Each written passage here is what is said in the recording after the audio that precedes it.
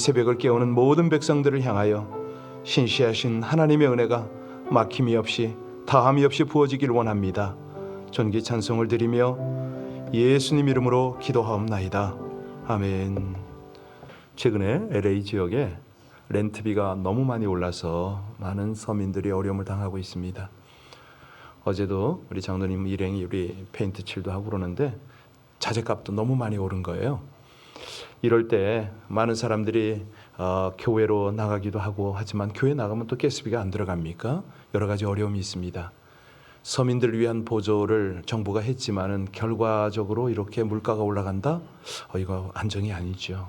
그래서 이럴 때 모든 우리 성도님들의 살림이 경제 상황이 규모가 있었으면 참 좋겠고요. 없으면 없는 대로 우린 풍부나 비천이나 일체의 비결을 배운 사람들 아닙니까?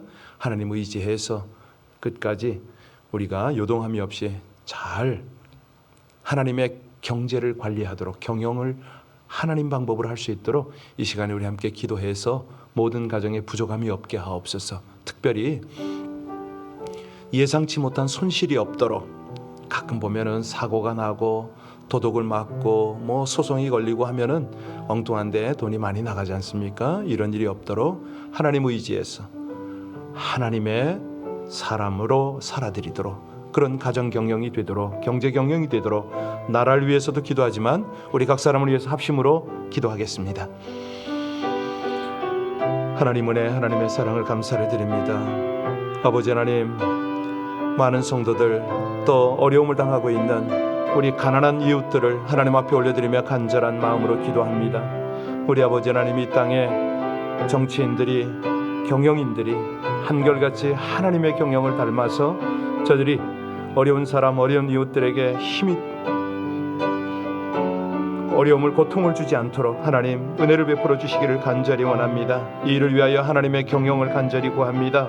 무엇보다도 온 성도 우리 재정적으로 어려운 이들이 하나님 안에서 일체의 비결을 배우게 하시고 그래서 이 세상에 요동함이 없도록 하나님 은혜 주시기를 간절히 원합니다. 나라와 경제와 우리 모든 한결같은 하나님의 백성들의 경영이 우리 하나님의 경제 원칙에 입각해서 하나님이 경영하시는 그대로 따르게 하여 주옵소서. 하나님 손실 없도록 각 가정의 사고나 도적이나 어려움 당하지 않도록 철저히 지켜주셔서 우리 아버지 하나님을 믿는 백성들 하나님을 의뢰하는 자들이 주 안에서 규모 있는 경영을 잘 갖고 갈 수 있도록 하나님께서 지혜를 주시고 은혜를 허락하여 주시기를 간절히 원합니다. 모든 만물을 통치하시고 경영하시는 우리 주 예수님 이름으로 기도하옵나이다. 아멘. 오늘 말씀은 시편 2편입니다. 시편 2편 1절로 12절까지 말씀을 같이 합독하시겠습니다. 어찌하여 이방 나라들이 분노하며 민족들이 헛된 일을 꾸미는가? 세상의 군왕들이 나서며 관원들이 서로 꾀하여 여호와와 그의 기름 부음 받은 자를 대적하며 우리가 그들의 맨 것을 끊고 그의 결박을 벗어버리자 하는도다. 하늘에 계신 이가 웃으시며 주께서 그들을 비웃으시리로다. 그때 분을 발하며 진노하사 그들을 놀라게 하여 이르시기를 내가 나의 왕을 내 거룩한 산 시온에 세웠다 하시리로다. 내가 여호와의 명령을 전하노라. 여호와께서 내게 이르시되 너는 내 아들이라. 오늘 내가 너를 낳았도다. 내게 구하라. 내가 이방 나라를 내 유업으로 주리니 내 소유가 땅 끝까지 이르리로다. 네가 철창으로 그들을 깨뜨리며 질그릇같이 부수리라 하시도다.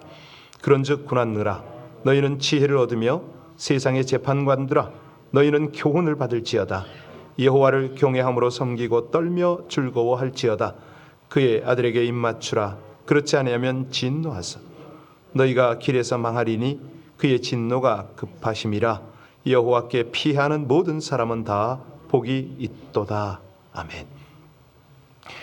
여러분들은 세상을 바라보면서 와, 하나님이 역사의 주인입니다 라는 것을 실감하십니까? 예.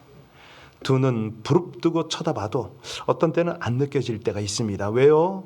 시선이 중요하기 때문에 그렇습니다.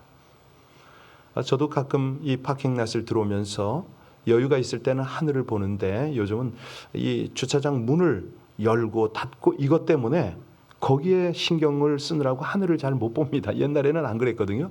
자, 하늘 보고 여유 있게 차분하게 들어왔는데, 자, 우리가 모든 시선을 하나님의 관점으로 바라보고 해석하려고 할 때에, 그때에 하나님이 역사의 주인인 것을 우리가 알지 않습니까?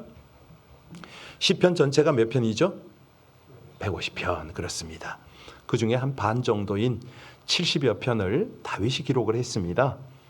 뭐 그 밖에 저자가 밝혀지지 않은 것, 밝혀진 것들이 있는데요.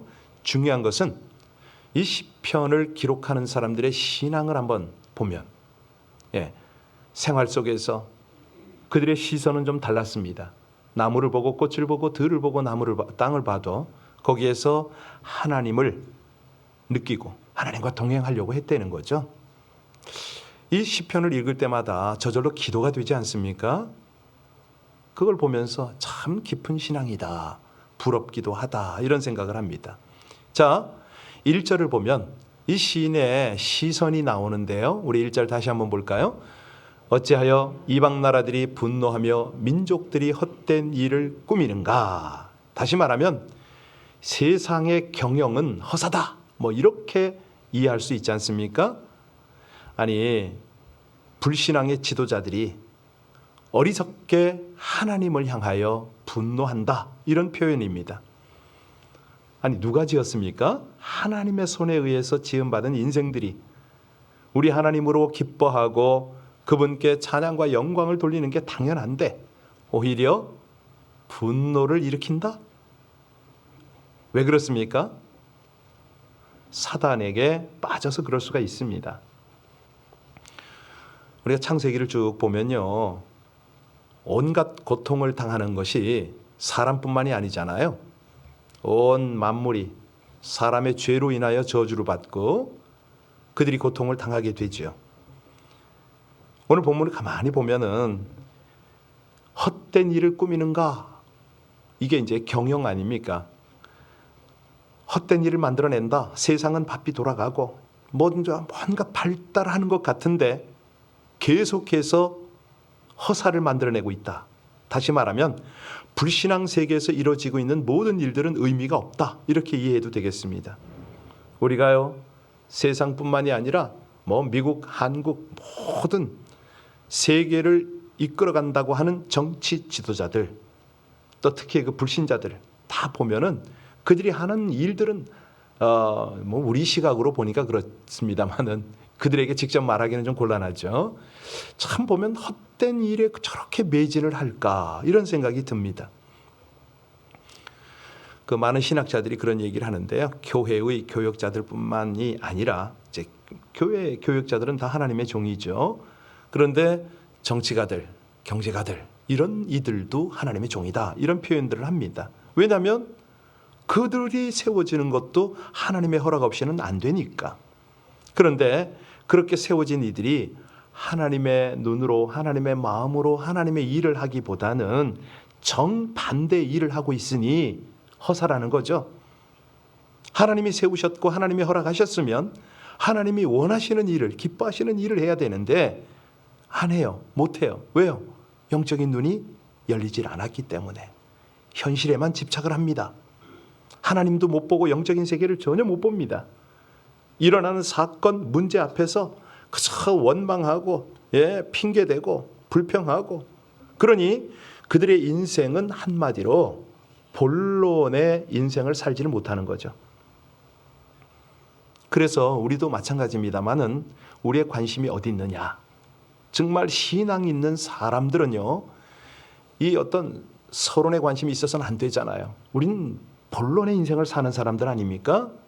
앞에서 아무리 우리가 노력을 하고 허우적거려봐야 아무 소용이 없습니다. 우리 하나님의 세상 안에, 하나님의 관점 안에 들어와서 보려고 하고 그 관점 안에서 살려고 해야 되는데, 육의 일을 다 해놓고 영의 일을 하려니까 날마다 육에 쫓기는 겁니다. 날마다 육적인 걸 얻으려고 하니까 하나님 보실 때는 야, 왜 그렇게 헛되게 사느냐. 솔로몬이 그 인생을 다 살아보고 전도서에 뭐라고 그럽니까? 헛되고 헛되다 그러지 않습니까? 2절 3절 볼까요? 2절 3절 같이 읽겠습니다. 세상의 군왕들아 나서며 관원들이 서로 꾀하여 여호와와 그의 기름 부음 받은 자를 대적하며 우리가 그들의 맨 것을 끊고 그의 결박을 벗어버리자 하는도다. 그러니까 여호와 하나님의 기름 부은 자 예수 그리스도를 대적하기 때문에 의미가 없다는 거죠. 그리스도를 향하여 반역하는 사람들은 어떤 특징이 있습니까? 자기 마음대로 살려고 그러잖아요. 자기 뜻대로 가잖아요. 그러니까 자기도 모르게 복음을 대적을 합니다. 하나님 보실 때는 참으로 그 인생이 의미가 없죠. 무가치죠. 하나님 말씀 무시하고 들어도 참고조차 하려고 하질 않습니다. 아니 심지어는 예배를 드려도 하나님 말씀이 내 삶에 영향력을 못 미친다. 이거 어떻게 하면 좋습니까? 말씀이 우리 속에 떨어지면 그것이 잉태가 되고 씨앗이 되어서 열매가 맺혀야 되는데 기도하고 말씀이 내 삶의 체질화가 되도록 그렇게 해야 되는데 이 말씀에 관심이 없고 그냥 참고만 되고 내가 하고 싶은 것을 다 한단 말이죠. 하나님 볼 때는 그런 거는 그 인생은 모래성이다 이렇게 보시겠죠. 자, 그 다음에 우리가 왜 이렇게 영의 일을 하려고 하질 않느냐? 하나님으로부터 자유롭고자 하는 그 시도 때문에 그렇습니다. 그래서 의미가 없습니다. 삶이. 사람들은요 하나님의 말씀이 나를 구속한다 이런 생각을 합니다. 하나님을 믿으면 자유로운 삶을 억제하고 자유가 없어진다 이런 생각을 하는 거죠. 예수 믿는 사람 참 많습니다. 현대의 무신론적 원조 프로이드죠. 심리학자 프로이드가 이 성경에서 나오는 말씀을 억압이라는 표현을 했어요. 그러니까 어떤 성적인 충동, 제도의 억압, 전통의 억압 여기서 풀려나야 된다 이런 주장을 한 거예요. 그래서 하나님 믿으면 안 된다 이런 식으로. 그러니까 사단이 하는 일이 뭐냐면요 하나님의 말씀을 짐으로 만들어버려요. 부담으로 만드는 거죠. 하나님의 말씀은 분명히 진리거든요. 자유거든요. 길이거든요.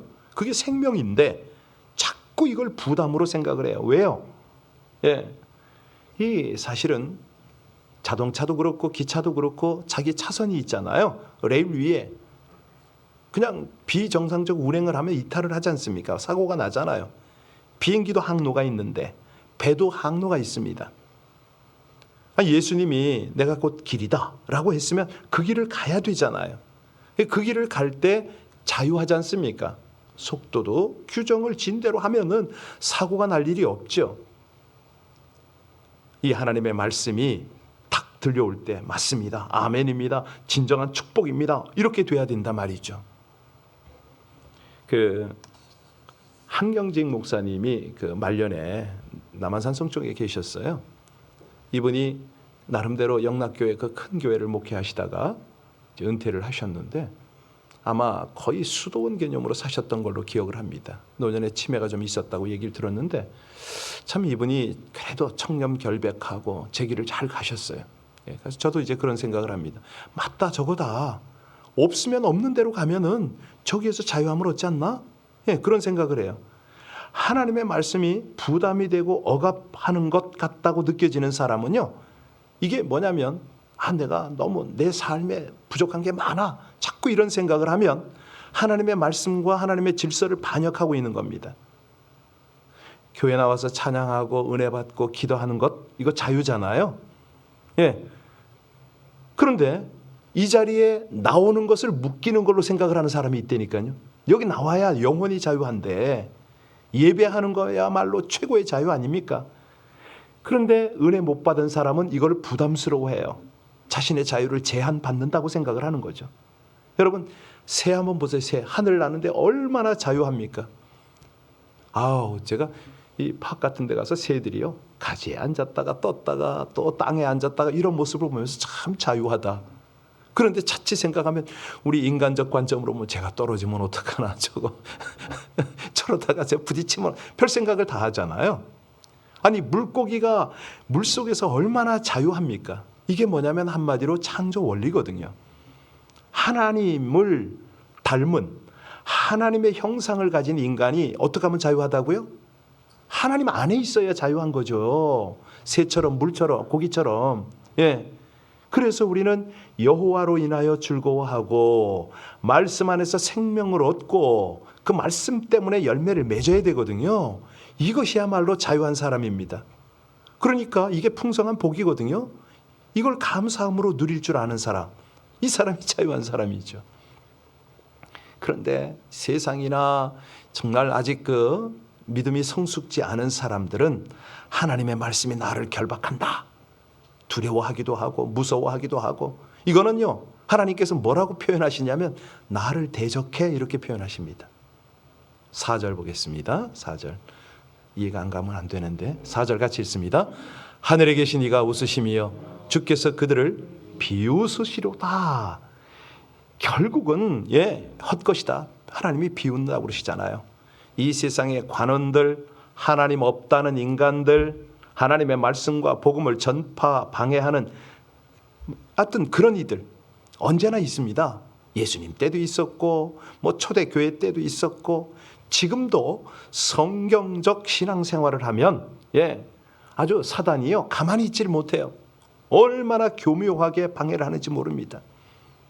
여러분 어떤 때는 이런 거 안 보이세요? 불신자가 잘 되는 것처럼 지 맘대로 승진도 하고 막 그냥 돈도 모으는 것 같고 재산도 막 불어나는 것. 여러분 그거 부러우세요? 사실은 의미 없는 인생들이에요. 그래봤자요. 늘 말씀드리지만 돈이 있으면 좋죠. 편하죠. 근데 그걸 잘 관리할 때나 그게 좋은 것이지 거기 매여서 날마다 살아간, 제가 차마 제가 예화를 못 들어요. 어떤 때 보면 너무너무 답답한 그런 이제 성도라고 하는 분 중에도 그런 분이 더러 계세요. 초대교회의 박해의 극치가 누구냐면 디오클레시안입니다. 로마 황제 때인데요. 이 때문에 교회 문을 닫고 성경을 없애고 기독교인들 다 잡아놓고 핍박을 했거든요. 그러고 나서 나름대로 이 황제는 봐라 이거예요. 내가 기독교를 다 말살해서 지구상에서 없어졌지 않냐 이렇게 큰 소리 쳤어요. 그런데 놀라운 사실이요, 이 디오클레시안이 죽은 바로 그 해에 콘스탄틴이 로마 황제가 되었다는 거 아닙니까? 로마가 기독교 국가로 개정해버린 거예요. 이게 인생이에요, 이게. 하여튼 김정은이 보면은 그런 생각이 나요. 쟤도 참, 쟤라고 그러면 좀 이상하긴 하지만은 불신자가 잘 되고 더 성공하는 것 같은 그런 시험에 들면은 절대 안 됩니다. 왜? 우리 주님이 비웃으시니까. 디오클레시안 같은 황제가 큰 소리 치고 힘을 과시했을 때 우리 주님께서 어떻게 하셨겠어요? 허허 하고 웃지 않으셨겠어요? 우리 하나님이요, 우리가 말하는 그대로입니다. 역전의 명수십니다. 우리에게 가난하고 어려운 시절이 있었습니까? 친구들과 비교할 수 없었다고요? 신앙생활 잘해보세요. 우리는 장래예요, 대역전의 주인공들입니다. 하나님께서 그리 하실 거예요. 하나님 바라보고 정말 신앙으로 믿음으로 살려고 애썼기 때문에 여러분들에게는 마지막 날 하나님의 그 놀라운 반전의 역사를 경험케 하신다는 거죠. 우리가 지금 참 교회적으로 최선을 다하는 게 뭐냐면 어떻게 하면 하나님의 말씀을 변개함이 없이 세상 저걸로 믹스하지 않고 말씀 그대로를 전할까 굉장히 애를 쓰는 교회 중에 하나인데요. 자, 왜 그러냐면 역사와 모든 인생을 통치하는 분이 바로 그리스도이기 때문에 그렇습니다. 변함이 없기 때문에. 6절 보실까요? 6절 같이 읽습니다. 내가 나의 왕을 내 거룩한 산 시온에 세웠다 하시리로다. 그러니까 예수 그리스도가 가는 곳곳마다 바로 여기에 개혁이 일어납니다. 변화가 일어나는 거죠. 결단이 일어납니다. 왜냐하면 7절에 보셔요. 거기 보면은 세웠다 그 뜻이 거기 나오는데 같이 읽겠습니다. 내가 여호와의 명령을 전하노라. 여호와께서 내게 이르시되 너는 내 아들이라. 오늘 내가 너를 낳았다. 이거 이제 세웠다 그 뜻이거든요. 이 땅에 그리스도로 오셔서 우리의 모든 허물과 죄를 담당하시고 죽으셨습니다. 여러분 너무 신기하지 않으세요? 지금 이 시편은 예수님이 오기 시기 얼마 전에 써졌습니까? 그렇죠. 우리 하나님의 말씀이 이렇게 놀랍습니다. 우리 하나님의 경영과 섭리는요 1.1의 변함이 없습니다. 그분이 오셔서 우리의 허물과 죄를 담당하시고 죽으셨습니다. 그리고 부활하셔서 온 인류를 구원하실 그 일을 아주 철저하게 확실하게 진행을 하셨죠. 그래서 이분을 우리는 열방의 통치자다 이렇게 말하고 있습니다. 8절 같이 봉독합니다. 내게 구하라. 내가 이방 나라를 내 유업으로 주리니 땅 끝까지 이르리로다. 예수의 어마어마한 위치입니다. 이게 우리 예수님이 열방과 모든 민족을 통치하시잖아요. 예전에는 이제 육신을 가지고 갈릴리로 그렇게 이스라엘에 계셨기 때문에 그분이 다니시는 지역을 우리가 예수님의 통치다 이렇게 보았지만 지금은 부활하셨지 않습니까? 부활하셔서 온 민족 모든 것을 통치하시는 분이십니다. 이 하나님의 역사, 예수 그리스도를 통한 이 놀라운 구원의 역사, 이것은요 마지막 완성까지 이루어지잖아요. 세상 모든 사람들이 아무리 아름답고 건강해 보이고 있어 보여도 아무리 운동을 열심히 한다 해도 사실은 다 질그릇입니다. 다 깨어집니다. 불신자는요 그래서 모두가 바벨탑을 쌓고 있는 겁니다. 명예, 물질, 건강 다 질그릇이죠. 그런데 영원한 것이 있으니 그것이 뭡니까? 오직 예수 그리스도고 하나님의 나라잖아요. 이건 영원하잖아요. 영원히 남는 게 이것밖에 없어요. 오늘 10절, 11절을 보면 인생이 나그네다 이 말씀을 하시거든요. 우리 같이 10절, 11절 읽겠습니다. 그런즉 군왕들아 너희는 지혜를 얻으며 세상의 재판관들아 너희는 교훈을 받을지어다. 여호와를 경외함으로 섬기며 떨며 즐거워할지어다. 지혜와 교훈은 하나님의 말씀입니다. 하나님의 말씀을 받으라. 지혜의 근본이 하나님이 아니냐? 너희는 기도할 때마다 지혜를 달라고 기도하라. 말씀을 의지할 때 지혜를 얻으니 말씀을 대할 때마다 지혜를 깨우쳐라. 여러분, 은혜 받는다 이 말의 뜻이 뭐죠? 지혜를 얻는다 이런 말 아닙니까? 지식과 지혜는 다릅니다. 지금 미국이나 전 세계 이제 경제가 좀 불안한데요. 왜 불안하냐? 이게 하나님을 제대로 의지하고 정치하는 사람들이 없을 때 이런 일이 벌어집니다. 자기 실력으로 하려고 하니까. 그냥 가서 비는 사람들은 있어요. 그런데 다 결말이 헛것입니다. 그래서 가만히 보게 되면 이 정치하고 경제를 주도하는 사람들이 나중에 리타이어하고 나면 좀 그 얼굴 들기가 다들 뜨뜻합니다. 사람의 경영을 이루려고 하니까 그 결과가 나오는 거죠. 그래서 하나님은 지금 뭐라고 그러십니까? 경외하라. 경외라는 것이 뭐죠? 하나님을 섬기는 거잖아요. 그래서 이 신앙생활할 땐 두 가지 자세가 있어야 되는데요. 하나는 두렵고 떨림으로 하나님을 경배하는 것. 하나님께서 주신 삶, 직분, 모든 사명 감당에 있어서 두렵고 떨리는 것. 또 하나는 즐거운 마음이 있습니다. 두려우면서도 즐겁다는 거죠. 하나님을 경배할 때에 정말요 내가 영적으로 깨어 있으면 하나님과 동행을 하면 즐거울 수밖에 없잖아요. 그래서 오늘 마지막 12절 같이 읽겠습니다. 그의 아들에게 입맞추라. 죄송합니다. 내가 지웠네요. 그렇지 아니하면 진노하심으로 너희가 길에서 망하리니 그의 진노가 급하심이라 여호와께 피하는 모든 사람은 다 복이 있도다.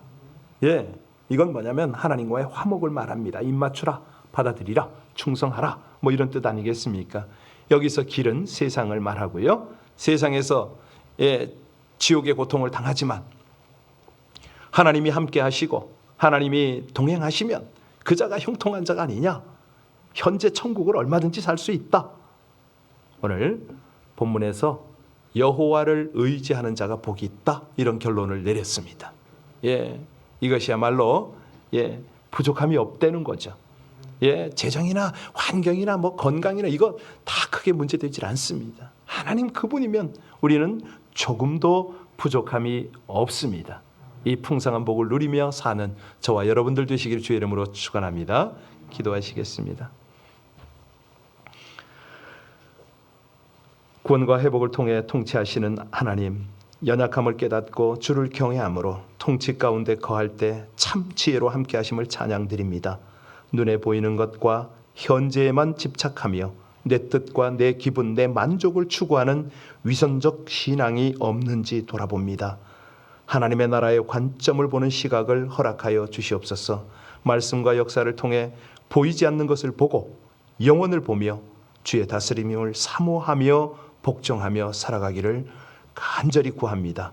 역사의 주인이신 하나님을 경외함으로 역사에서 교훈과 지혜를 얻고 세상 영웅들은 결국 허망함을 선포하며 하나님의 역사에 동참할 수 있기를 간절히 구하며 우리 주 예수님 이름으로 기도하옵나이다. 아멘. 예, 찬양한 이 곡입니다. 이 곡. 하나님의 형상을 입게 하셨사오니 오늘도 드리는 모든 기도마다 하나님의 마음, 하나님의 뜻을 구하며 기도하게 하옵소서. 가장 응답받는 지름길입니다. 하나님의 눈, 하나님의 가슴, 하나님의 손과 발을 닮아가도록, 그래서 이 땅에서 바른 길, 바른 인생, 가장 의미 있는 그런 삶을 살고 이 아침에도 하나님이 기뻐하는 중보의 제단을 쌓게 해달라고 우리 합심으로 함께 간절히 이 땅에 어려움을 당하고 있는 많은 나라들, 많은 우리 주변들, 가난한 이들, 또 돈은 있어도 마음이 힘든 이들, 우리 함께 같이 간절히 무엇보다도 아버지 하나님의 사명을 향하여, 하나님의 복음을 향하여 달려가는 모든 성도, 이 땅이 될 수 있도록 합심으로 간절히 기도 올리겠습니다. 은혜 하나님을 찬송합니다. 감사합니다. 아버지 하나님, 이 아침에도 우리 하나님의 마음, 하나님의 뜻을 구하며 아버지 하나님의 그 손과 발을 아버지 하나님의 귀한 통치 가운데 함께 동역하고 동행하기 원하는 마음 가지고 간절히 기도합니다. 사랑하는 주의 백성들이 우리 주님을 의뢰하며 기도하다가 아버지 하나님의 마음 안에 거하게 하여 주옵소서. 주님과 함께 깊은 기도를 하게 하여 주시기를 간절히 원합니다.